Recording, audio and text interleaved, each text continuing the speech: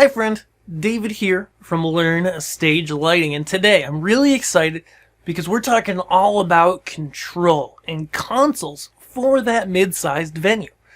Now, the unique thing about mid-sized venues, and I talked about this a little bit in the first video, is they really run the gamut between simpler setups where you don't have you have a small stage, you might be a 200-person room.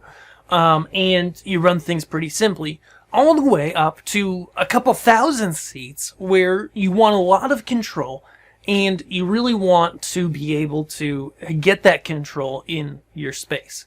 Now, in this case, we could be talking about a permanent installation or a temporary setup, but the concepts ultimately, when it comes to control, are the same.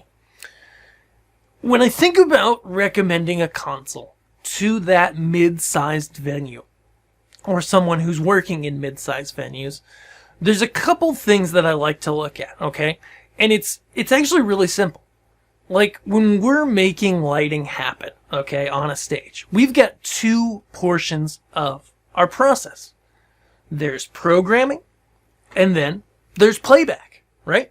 And that's basically what you do in lighting. You're either, if you're on a lighting console, you're either sitting here and you're programming looks, or you're playing them back. And what you end up with and what your solution ends up being is going to depend on how much weight you put on your need for programming flexibility versus playback flexibility. Just as a quick example, the reason why I talk about this is, say you're in a theater. Okay, you do theatrical style shows, or maybe it's a church, but you generally just run a theatrical style cue list where there's one list of cues in your lighting and a volunteer or a staff member just goes Q1, Q2, Q3 just through the service, right? In that case, you technically don't need a console with faders. Maybe you just need like two buttons, right? Go and back. And that's all you could use for playback. But maybe you go ahead and you program a lot each week. Every week you've got, 4 or 5 new songs, or maybe you've got a different band and you need to update your position, presets, etc. Well, in that case, we're talking about programming. In fact, a great example of this is here I have my Onyx NX Wing. Well, it's the Martin version, but more or less, más o menos, as we say. And, this guy's split right down the middle, right? It's got 10 playback faders with buttons and some function keys and a master. But then on the other side, this is all programming. And when I'm looking at a mid-sized venue, if I've got a lot of updating things and, rearranging things, somebody new's coming in, I want to be able to program fast. I want the controls on this half. I want to make sure whatever solution I have, whether it's Onyx or some other solution, I want to make sure that I have things like encoder wheels, like this touch screen that displays all my parameters on it and allows me to work through things quick, like the number pad, so I can quickly select lights. And then also, I'm probably going to want a touch screen, because that's going to aid me in both programming and playback, right? I grab one of these guys, whoop, and I'm able to hit those buttons, touch screen and console work together to get things done. Okay? So that's programming. Playback, on the other hand, is when you're running a live show. When you're pressing buttons, moving faders up and down, getting enough playback controls and getting the amount of playback controls you want is going to, if that's important to you, you need to prioritize that. So how do you balance between the two? Well, you got to decide what you're going to do most. Like in the playback example, there might be a lot of times there's installs in nightclubs or music venues or stuff like that where, okay, they're not really going to do much programming day to day, but they're going to do a lot of playback.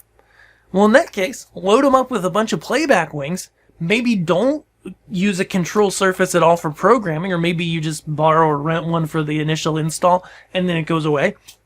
But do make sure you have lots of faders, you have lots of button controllers, you have maybe a few touch screens so that you can have buttons on touch screens to fire lighting back.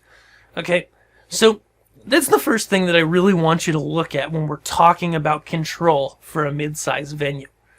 Are you leaning more towards a heavy playback side or more towards a heavy programming side, or a mix of both? Okay. Maybe you look at lighting and you've done some things before and you say, okay, from my experience level, I'm doing a minimal amount of programming. So for me, it would make more sense to get a fader wing that has a bunch of faders on it, and then, 2 or 3 touch screens to be able to use for programming or playback. Or maybe like the first example, you're a theatrical setup. Programming is what you need to do a lot of. So you use a lot of screens, touch screens and non, so you can see your programmer. And you spend a lot of time on the programming side of the console, but very little on the playback, so you don't spend a lot of money there. Well, the other thing that we want to look at when we're talking about control is, okay, where's the control position, right? In a traditional, again, back to theater, though I don't talk about theater a massive amount on this channel, most often when you're teching a show, you sit out in the middle of the audience with your consoles and you program away. Do you have that good vantage point from where you're going to control the lights? Maybe it's center and back of the auditorium. But maybe you don't have the ability to get there or to be there when you're programming or during a show. If that's the case, then you want to make sure whatever solution you're using for control, you want to make sure you have the ability to connect that to a network or use an inbuilt network to get wireless control. So that you can walk around with the tablet and adjust, especially your moving light focuses. But also your colors and your overall looks from the perspective of the front, where, most of the audience is looking from. Okay? So when it comes to choosing that console, the next thing that I do recommend people do is look at, okay, how professional grade of a console do I want? Do I just need something basic? Do I need something intermediate? Or do I need something really pro grade? So that not only are you thinking about programming controls versus playback controls, but you're also thinking about, okay, do I want simple, easier to learn and use? Or do I want something with a little bit of a learning curve, but those professional abilities? So catch all that in the video here. And if you're brand new to lighting, before you go there, grab my free guide to begin with lighting over at LearnStageLighting.com.